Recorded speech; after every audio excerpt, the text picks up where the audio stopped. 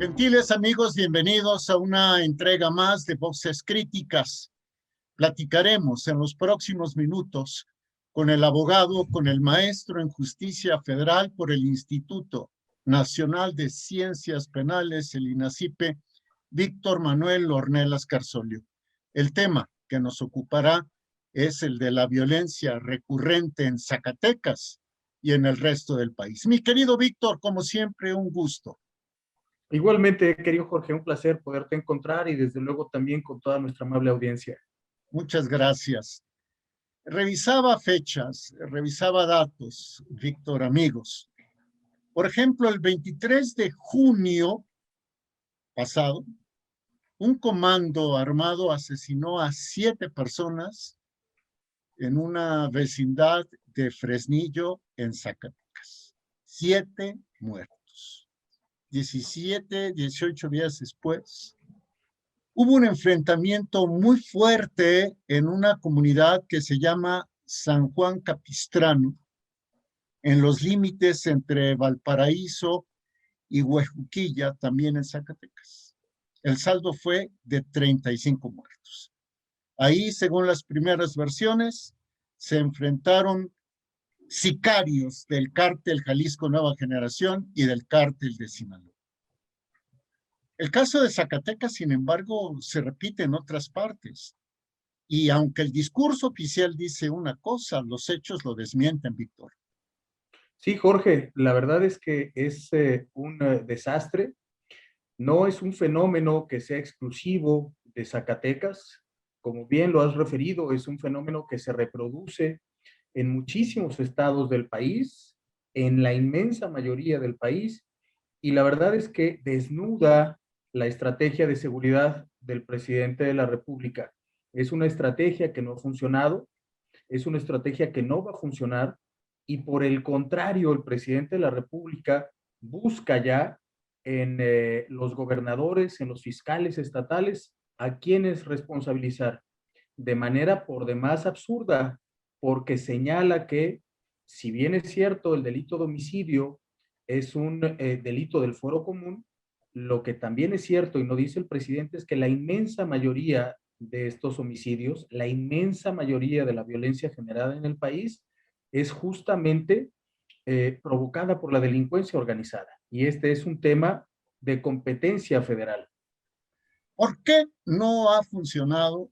¿Por qué, a tu juicio, no funcionará la estrategia del presidente de la República? Mira, Jorge, yo creo que la principal equivocación del presidente de la República es pretender pacificar al país dándole manga ancha a la delincuencia organizada. Cuando él en su discurso habla de abrazos y no balazos, lo que está diciendo en realidad es que la delincuencia organizada puede hacer lo que quiera, cuando quiera y como quiera. Como si tuviéramos solamente una organización criminal en el país, Jorge, y lo que tenemos es una multiplicidad, una multiplicidad de organizaciones criminales que están enfrentadas entre ellas, que buscan cada vez más mayores controles, mayores espacios para poder realizar sus actividades delincuenciales, y esto hace que se enfrenten, y el presidente de la República lo que ha hecho con esta estrategia es justamente favorecer estos enfrentamientos entre los grupos criminales.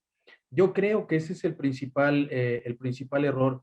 Ni siquiera, Jorge, el aviso sobre esta despenalización del uso lúdico de la marihuana ha, digamos, reducido los encuentros criminales entre las bandas delincuenciales. Entonces me parece que no va a funcionar, Jorge, y evidentemente no está funcionando.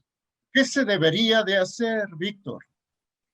Mira, me parece que la estrategia más sensata tendría que ser justamente atacar desde el aspecto económico, financiero a estas organizaciones, como se ha dicho en muchos otros espacios. Este es el camino, pero el presidente de la República está empecinado en atacar a los opositores, en investigar a aquellos que están en contra de su régimen. No hemos visto durante todo lo que va del gobierno, digamos, acciones contundentes del gobierno federal en contra de la delincuencia organizada. no se ha desmantelado ninguna organización importante, no se han realizado operativos para asegurar droga en cantidades importantes.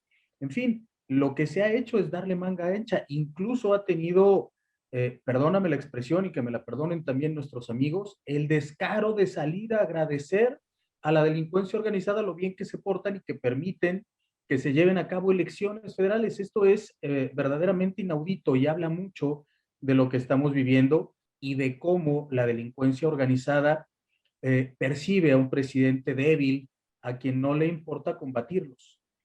Finalmente, querido Víctor, ¿cómo interpretas el surgimiento de nuevas fuerzas de autodefensa en diversos estados? Lo más reciente, por ejemplo, en Chiapas.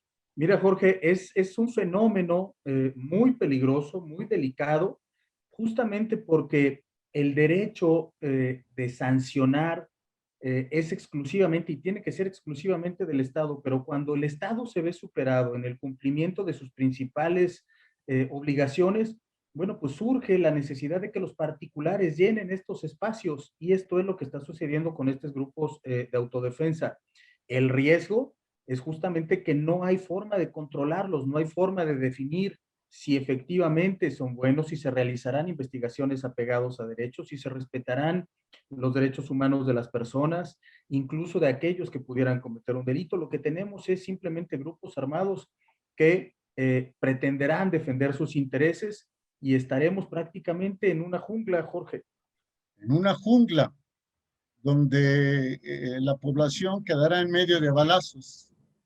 Sí, sin duda, y en los que la propia población tendrá que encontrar elementos para defenderse y entonces, bueno, pues nos remontaremos al viejo oeste en la que todas las personas tendrán que salir armadas y aquel que nos voltee a ver feo y se nos acerque, pues nos dará miedo y entonces dispararemos y el otro igual. Esto, Jorge, lo único que avisora es verdaderamente una tragedia en el tema de seguridad en el Estado mexicano. No he visto yo antecedentes iguales, sobre todo de un presidente que agradezca a la delincuencia organizada, que los trate de esta forma, que los invite a abrazarlos y no a detenerlos, no a combatirlos.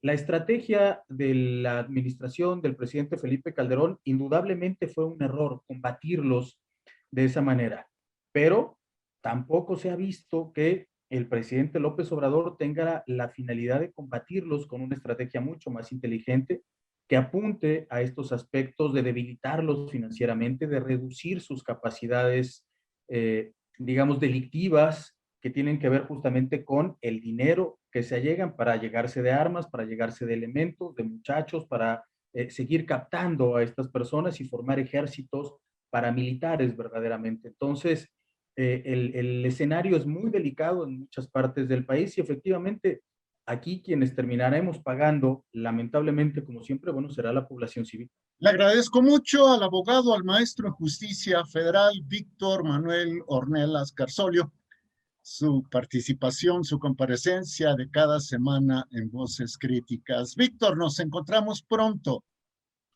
Un placer, Jorge. Muchísimas gracias. Un abrazo afectuoso. Igualmente, ya usted, quien nos ve y nos escucha, lo mejor, sígase cuidando.